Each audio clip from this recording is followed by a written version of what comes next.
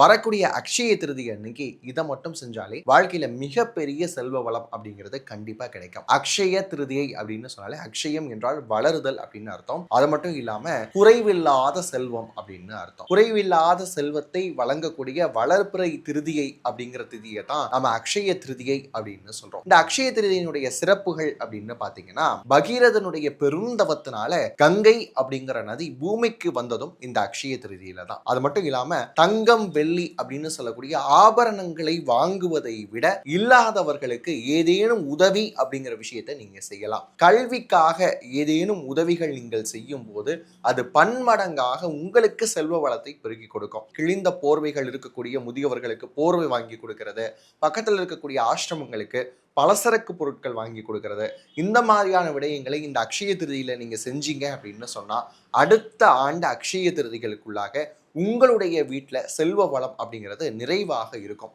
வீட்டில் கல்லுப்பு அப்படின்னு சொல்லக்கூடிய விஷயத்த வாங்கி வச்சிங்க அப்படின்னா செல்வ வளம் சிறப்பானதாக இருக்கும்.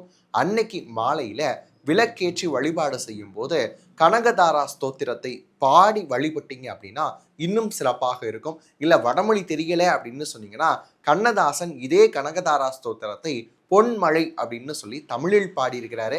சிறப்பு வாய்ந்திருக்கக்கூடிய பொன்மலையை பாடி வழிபாடு செய்யுங்க. நிறைவான செல்வ வளத்தை பெறலாம்.